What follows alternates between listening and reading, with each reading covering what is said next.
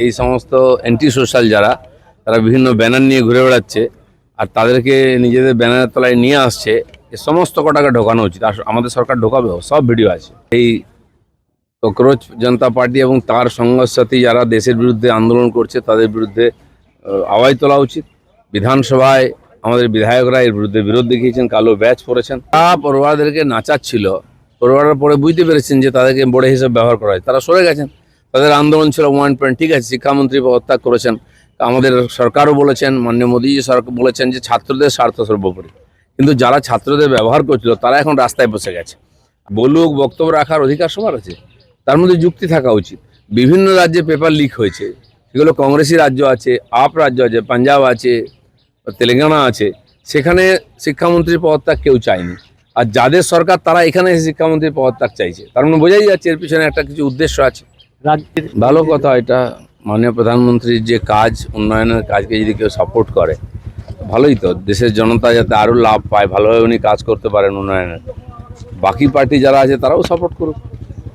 SFI এর মিছিলে মৌলালি থেকে নাকি বিজেপির কর্মী সমর্থকেরা দমকলের গাড়িতে উঠে ঢিল ছুঁড়েছে, জল ছুঁড়েছে, এরকম একটা ছবি এসএফআই এর তরফ থেকে দেওয়া হয়েছিল। পরে ফ্যাক্ট চেক করে দেখা যায় সেটা রাঁচির ছবি, এখানে এসএফআই সেটাকে ব্যবহার করে। যে ছবি দিয়েছে তাদেরকে আগে ভেতরে ঢোকানো উচিত।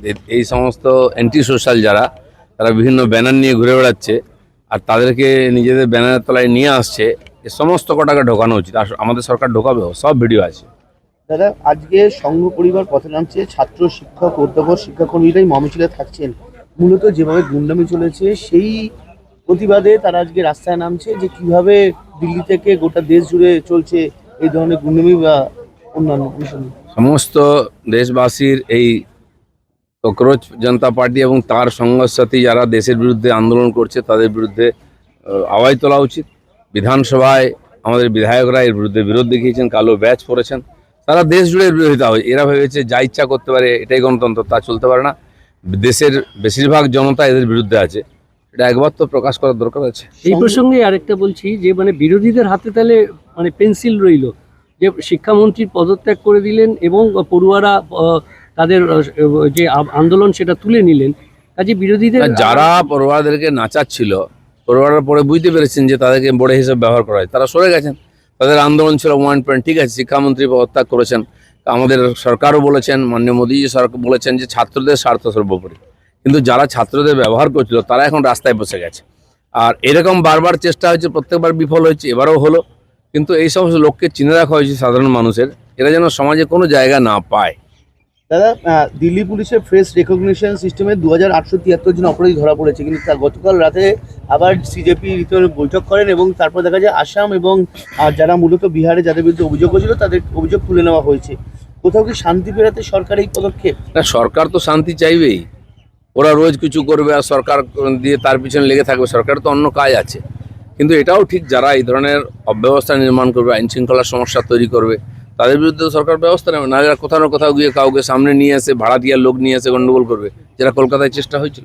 যেমন রোজ প্রতিবার প্রতিবার দেখা যাচ্ছে, বলছে আবারও আমরা বসবো। এই যে প্রতিবার একটা কেউ বসুক, বলুক, বক্তব্য রাখার অধিকার সবার আছে, তার মধ্যে যুক্তি থাকা উচিত। বিভিন্ন রাজ্যে পেপার লিক হয়েছে, সেগুলো কংগ্রেসি রাজ্য আছে, আপ রাজ্য আছে, পাঞ্জাব আছে, তেলেঙ্গানা আছে, সেখানে শিক্ষামন্ত্রীর পদত্যাগ কেউ চায়নি। আর যাদের সরকার তারা এখানে শিক্ষামন্ত্রীর পদত্যাগ চাইছে, তার মানে বোঝাই যাচ্ছে এর পিছনে একটা কিছু উদ্দেশ্য আছে।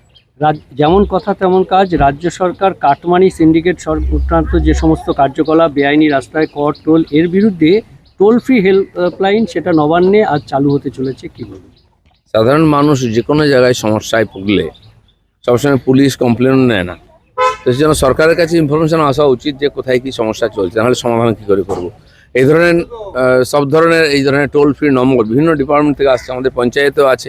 আমরা নতুন নম্বর জারি করছি, পঞ্চায়েতে কাজ না হলে সেটা মানুষ জানাবেন সমস্যায় পড়লেন। আর এইভাবে সাধারণ মানুষের জীবনযাত্রাতে কোনো রকম বাধা যাতে না আসে, সরকার সব চেষ্টা করছে। আয়ুষ্মানের যারা অন্তর্ভুক্ত নয় তাদের জন্য 5 লক্ষ টাকার পারিবারিক স্বাস্থ্য বীমা চালু করলো রাজ্য সরকার। এটা গরিব মানুষরা তো কতটা উপকৃত হয় বলে মনে করছেন? সরকার ভেবেচিন্তেই করছে সব।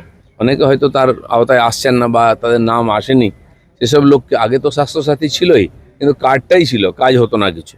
বহু হসপিটালের ট্যাক্স বাকি, তারা গেলেই বলতো বিল বাকি, আমরা ভর্তি নেবো না।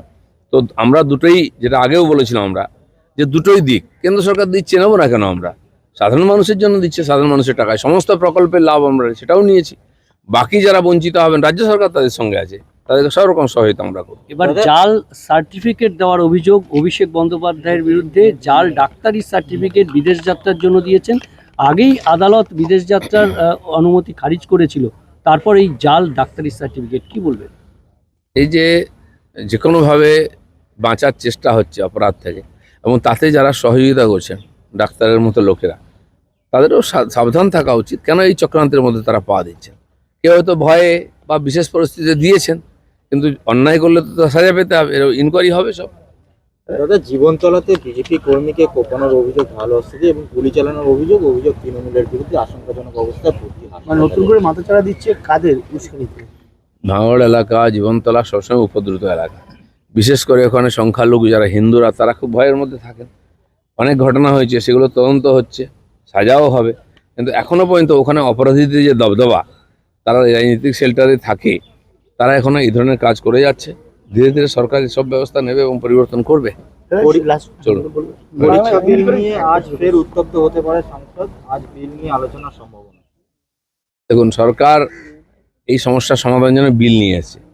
যারা লাফাচ্ছিলেন তাদের এই বিলকে সাপোর্ট করে আইন পাস করানো উচিত। তারা আইনও করতে দেবেন না, নিজেরা লিকও করাবেন, সরকারকে বদনাম করাবেন, এটা চলতে পারে না। সরকার করবে, 370 ধারা বাতিল করে দিয়েছে। এটা কি? একটা লাস্ট কোশ্চেন হলো, সুদীপ বন্দ্যোপাধ্যায় মুখ্যমন্ত্রীর সঙ্গে বৈঠক করেছেন, তা নিয়ে কালীঘাট মন্ত্রী তৃণমূল নেতারা আসলে নেমে পড়েছেন, বলছে কোথাও নিজেদের সেটিং করার চেষ্টা করছে বিরোধীরা ছেড়ে। দেখুন, টিএমসির মধ্যে কে কার সঙ্গে মিটিং করলো, কি করছে, এটা নিয়ে আমাদের মাথা ব্যথা নেই।